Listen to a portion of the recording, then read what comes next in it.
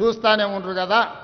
ఒకప్పుడు ఏ పార్టీని బతకనియేమో, ఎవరు రాజకీయం కాదు కదా, నిద్రలో కూడా శాసనసభ్యులు అవుతామన్న ఆలోచన చెయ్యొద్దు అని ఆనాడు అక్రమ కేసులు పెట్టి ఎందరిని ఎంతమందిని జైళ్ళకు పంపించారు.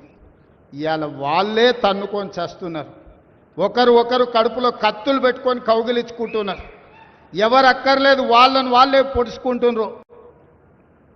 విపరీతమైన అవినీతి సొమ్ము వచ్చిన తర్వాత సొమ్ముల పంపకాలలో కుటుంబ పంచాయతీలు ఇవాళ కుటుంబంలోనే ఒకరు సహించుకోలేని పరిస్థితి. ఒకరి మీద ఒకరు యాసిడ్ దాడులు చేసుకోవాలని ఒకరిని ఇంకొకరు నవ్వుతూనే కడుపులో కత్తులు పెట్టుకొని కౌగిలించుకునే పరిస్థితులు ఈ రాష్ట్రంలో దాపురించినాయి. పాపం ఊరికే పోదు. పెద్దలు చెప్పిండ్రు, చేసుకున్న వాడికి చేసుకున్నంత మహానుభావ అని చెప్పిండ్రు. చేసిన పాపాలు ఎక్కడికి పోవు, ఖచ్చితంగా ఆ పాపాలు వెంటాడుతూనే ఉంటాయి. వాళ్ళు అనుభవించి తీరాల్సిందే.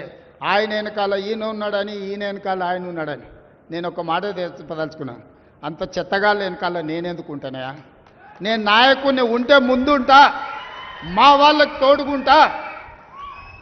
వాళ్ళ కుటుంబాలు వాళ్ళు కత్తులతో పొడుచుకొని హరీష్ రావు, సంతోష్ రావు వెనకాల రేవంత్ రెడ్డి ఉన్నాడు అని ఒకరంటే, లేదు కల్వకుంట్ల కవిత గారు వెనకాల రేవంత్ రెడ్డి ఉన్నాడని. మీరంత దిక్కుమాల్లో అని తెలంగాణ ప్రజలు బండకేసి కొడితే మీ వెనకాల ఎవడన్నా బుద్ధున్నోడు ఉంటాడా? అన్నం తినవాడు ఎవడన్నా మీతోని ఉంటాడా?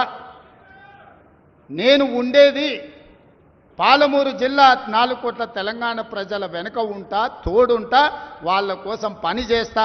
నాకంత సమయం లేదు ఇంత పనికిమాలతోని కలిసి, లేకపోతే వాళ్ళ మీకు మీరే పంపకాలలో వచ్చిన పంచాయతీలు మీరే పొడుచుకుంటారు. మేము చూస్తే చాలు. జరుగుతున్న పరిణామాలు అందరికీ తెలుసు. దయచేసి మీ వివాదంలోకి మీ కుటుంబ పంచాయతీలను, మీ కుల పంచాయతీలను మమ్మల్ని లాగకండి. మాకు ఎలాంటి ఆసక్తి లేదు. మిమ్మల్ని ఎప్పుడో ప్రజలు తిరస్కరించిండ్రు. మీరు కాలం చెల్లిన 1000 రూపాయల నోటు లాంటోళ్ళు.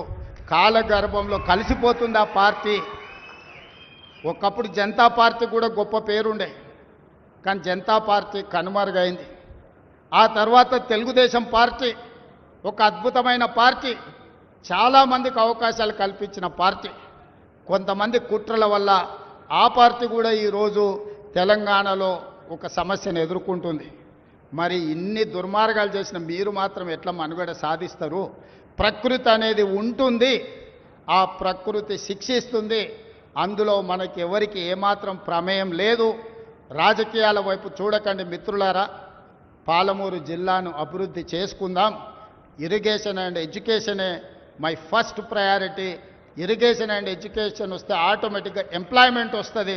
ఎంప్లాయ్మెంట్ వస్తే మనమే ఆదర్శంగా నిలబడతామని తెలియజేస్తూ మీ అందరి దగ్గర సెలవు తీసుకుంటున్న ధన్యవాదాలు మిత్రులారా.